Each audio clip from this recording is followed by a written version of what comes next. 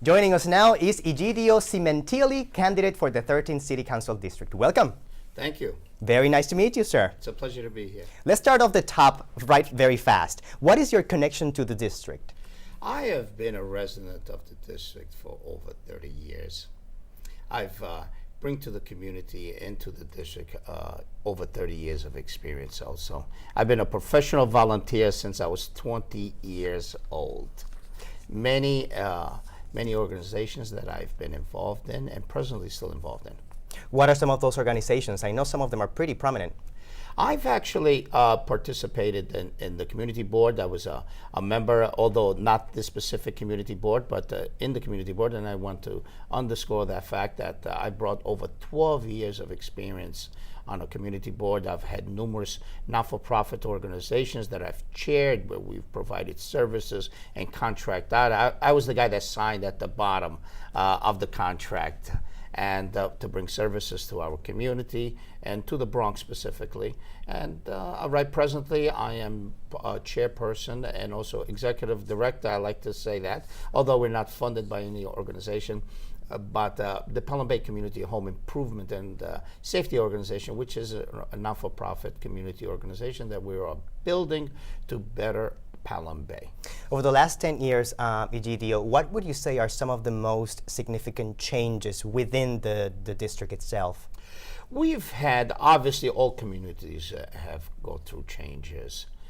We've seen through the South Bronx that we've had a lot of gentrification in there. People are moving all the time in our community. And we've had a lot of community. We've had traditionally where some of the communities were, let's say, Italian and Irish-based communities, which we still have a very large population. We're having a lot of Hispanic community moving into the community, a lot of Chinese also moving into our area. They're investing money into it, and they come to our community because they want a safe community. They want a clean community. They want a quiet community. I have neighbors. I have a neighbor, a friend of mine, came into purchased a house right across the street in the area, and obviously he came from the South Bronx, and he came there because he didn't want his family to be subject to some of the issues that are plague parts of the South Bronx. So we've had that, and I'm not saying that all of the South Bronx, we all know we have issues even in our own community.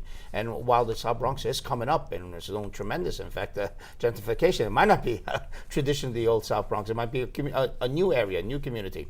And we have some of the problems that have arisen are basically quality of life, and that's where our problem lies. What are some of those issues in terms of quality of life, if we could be more specific? Specifically, we have quality of life. We have issues with garbage, people that are throwing garbage all over the place, urination, people not picking up after their dogs.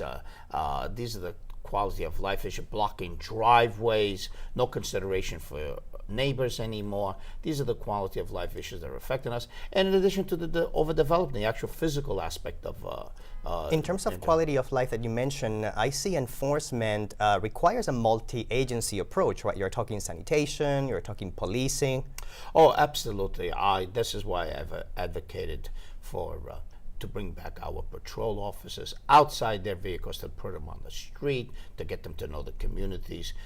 This year, a perfect example where instead of bringing the traditional patrol officer on the street, what do we have? Our city budget, which has increased over the years, we're not increasing our uniform, any of the uniform services, and I'm referring to sanitation, I'm referring to firemen, and I'm referring to the police officers. What do we have instead? Our mayor, Mr. de Blasio, has decided to only hire an additional 500 traffic agents.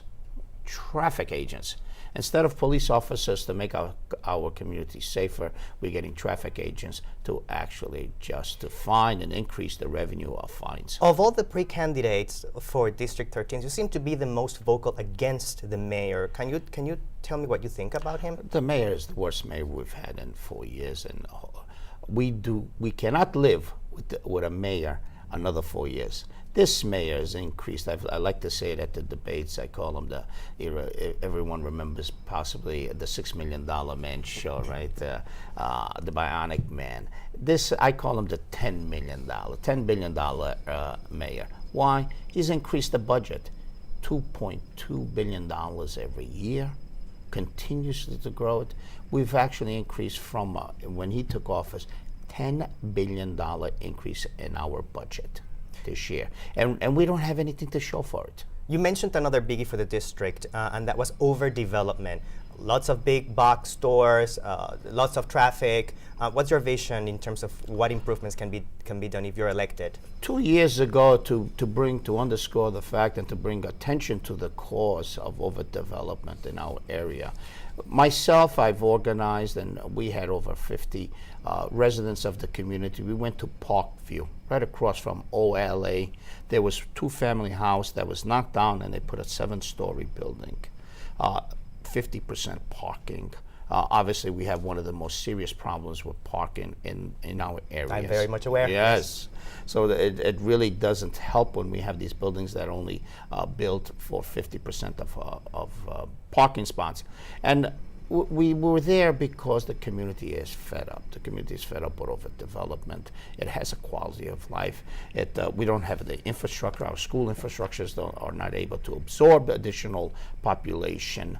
Our streets are not able to absorb the additional cars. So we really have a serious problem with it. Nothing has been done about it. Apparently, the mayor's encouraged overdevelopment. He's encouraging 90 homeless shelters in our community. So you think this would require a better planning process and more community input? How can we solve this?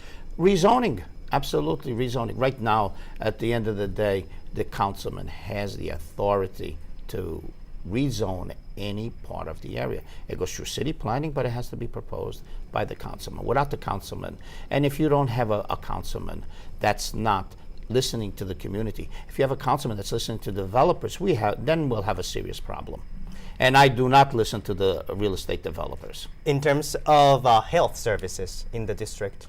We have some of the best hospitals probably in the city here. We have Montefiore. We actually have Jacoby that has a tremendous trauma center for the area. Tremendous, modern, unbelievable, could absorb any problems that we have. We have a lot of services here that Montefiore has opened up many clinics and options for people to take advantage of for their health. Unfortunately, we do have to be concerned about the Trump and this Obamacare issue, and we have to be concerned. Right now, the governor wishes to put a single payer plan for hospital services and medical services. The Republicans are blocking it up in Albany. IDC is blocking it. IDC is blocking also the single payer medical benefit that Cuomo is pushing. I think it's a good plan. It eliminates the insurance companies, and that's what will benefit the community. Thank you, Egidio, and good luck in the primary. Well, thank you so much. Nice to meet you. Thank you. Thank you for joining us as well. We'll be right back.